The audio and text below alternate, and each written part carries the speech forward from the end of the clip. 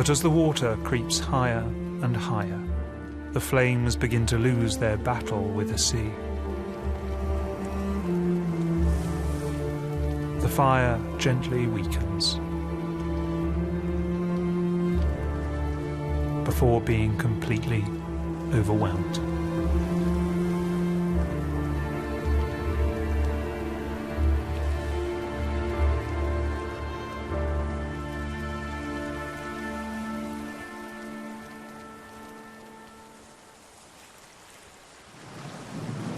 You know, some people might not think of this as art at all, but as I stand here on a cold winter's night in the Outer Hebrides, I honestly can't think of anything more artistic. Because if this work is about anything, it is about the act of creation, an ancient act in which humans have tried to create light and warmth in a cold, dark world.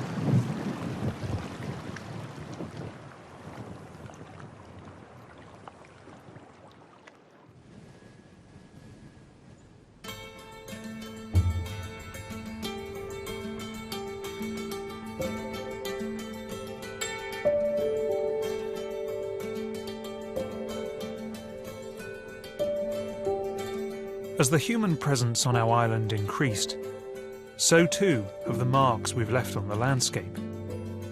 We began to draw lines, from creative acts like the chalk figures carved in the landscape to the great roots laid down in our own age. Lines that shape and are shaped by our movements.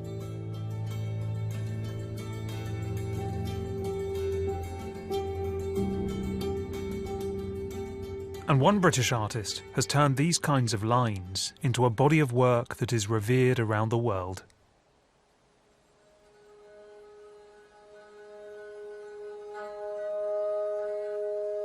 In 1967, Richard Long walked up and down on a single patch of ground until he left a clean, straight line of trampled grass that glistened in the sun. The piece was called A Line Made by Walking, and it is only known by a simple photograph that is now viewed as a defining work of contemporary art. With that piece, Richard Long established a set of principles that would govern the rest of his career.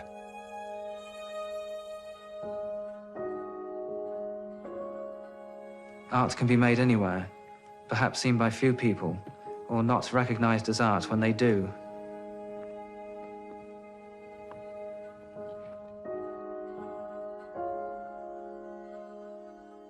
This is a sculpture I made along a walk in Yorkshire called A Line in England. This work was made of this place. It is a rearrangement of it, and in time will be reabsorbed by it.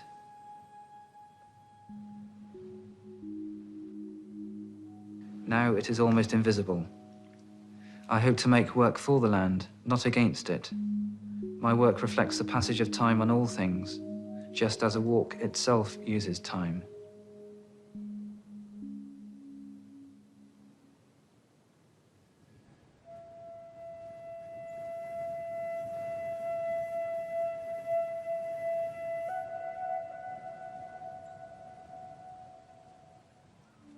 This is Exmoor in North Devon.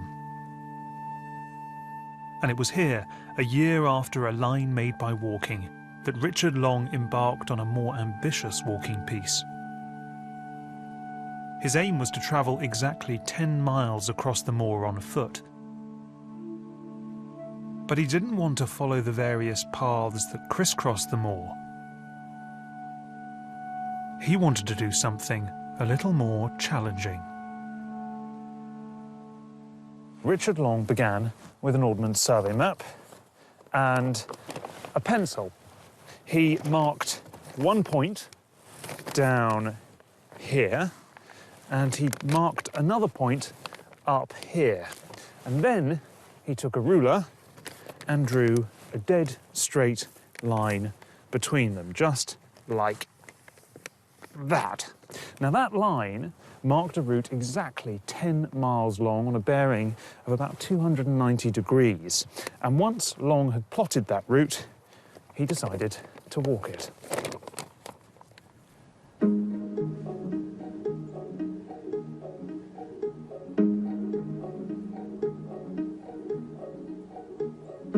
And so I began a journey following Long's imaginary line. It quickly passed from cultivated fields to rugged moorland.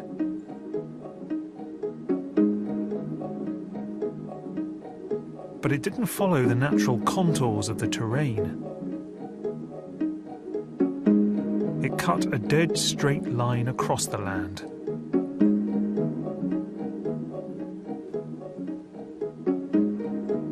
It came close to and often intersected with more established paths.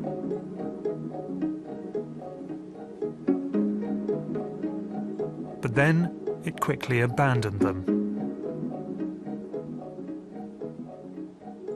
I had to clamber past trees, to leap over fences,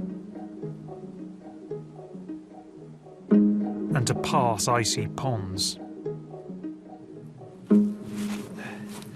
I've been walking for a while now, and I'm beginning to realise that while it's very easy to draw a straight line on a map, it's much, much harder to walk a straight line across the landscape, even in a relatively featureless place like Exmoor, because everywhere there are obstacles, there are fences, there are puddles and divots and bogs. And then, of course, you have to fight that perennial human instinct to take the easier route, to take the well-trodden path.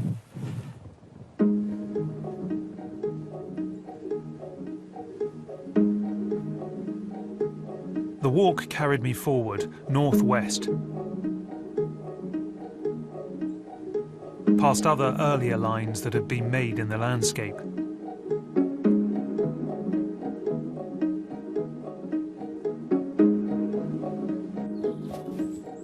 But then, after 10 miles, I descended from the moor into steep, thick, shaded woodland. This is where Richard Long's line terminates.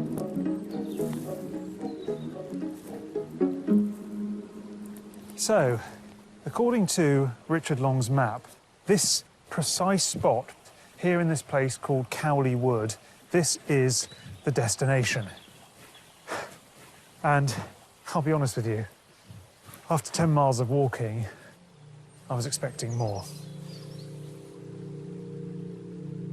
It is a work that creates more questions than answers. This map, with a line drawn through it, is all that remains of Long's walk. But is this the art? Or was it the creative effort of the walk itself? Or the trace in the landscape made by Long's feet? All this makes us think again about what art can be.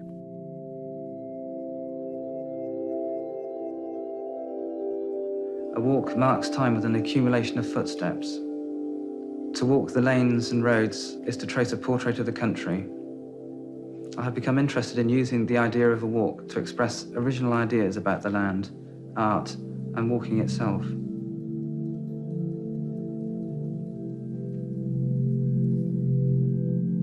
Long's art has certainly provoked controversy over the years, as seen in a debate from a 1983 BBC documentary.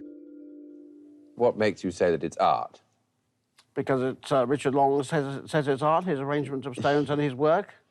If people say something is art, we have to proceed on the assumption that it is. Is it a lot art? of people say things are art, but they're not very interesting. Is it art? He says it's art, and it's That's magical. assertion again. You see, it's assertion. What you're... Well, of course, it's bound to be assertion. No, it isn't. You see, what I Well, think you you're... can't define what art is, Ted, or what... I'm not even going to try, and I'm not going to be put in that position by you or anybody else.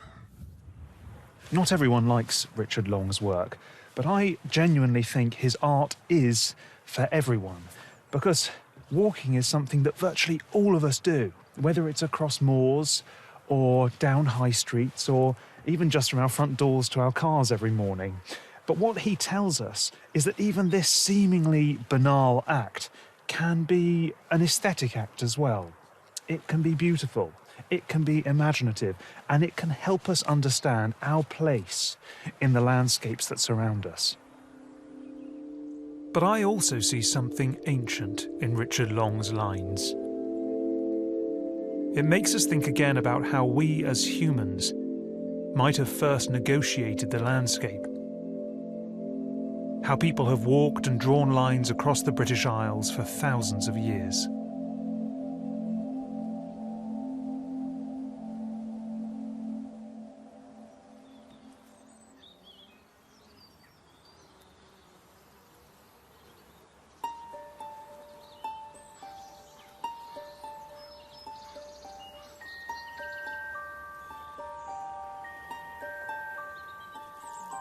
There is another, very different kind of landscape on which we have had a major impact.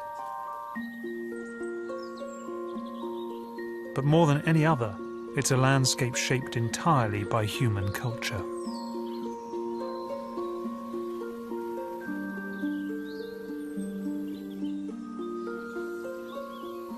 From the Neolithic period onwards, humans reshaped the landscape for many different reasons. Some of them practical, some of them spiritual.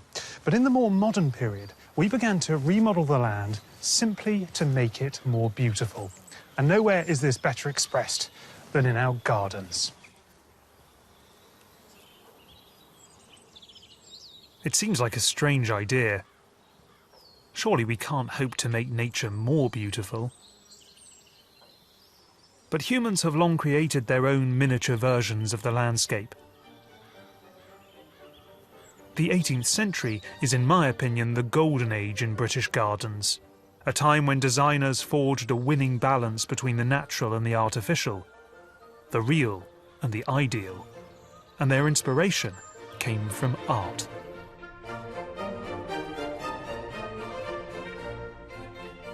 This is a painting by the great 17th century French artist Claude Lorraine. It looks natural, but it obeys a strict formula of ideal beauty. Tall trees frame the scene. Ancient buildings emerge from the landscape. A winding river leads the eye past a bridge and into the distance. It looks like paradise.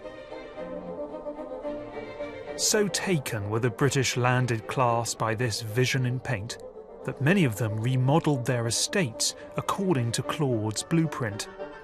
And among the first to do so was Henry Hoare.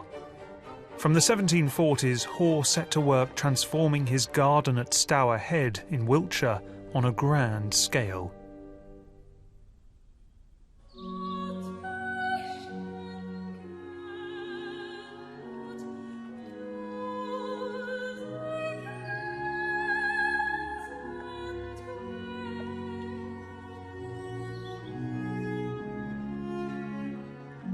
He dammed up the Stour River to create an artificial lake. He planted hundreds of trees with precision,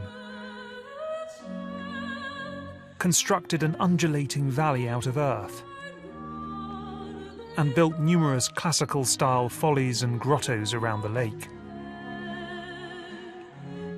But the climax of the garden is here.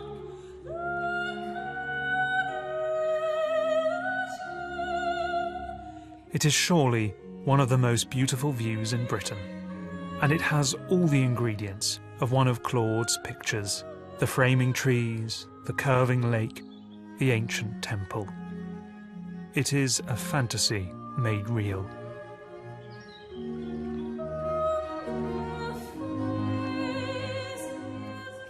Alexander Pope once wrote that all gardening was landscape painting. Now, I always thought that was a rather silly comment to make, but this, I think, is proof that he was completely right. Because what Henry Hoare has done here at Stour Head is exactly what artists had done before him. He has rearranged nature, composed nature to make it more beautiful and more pleasing.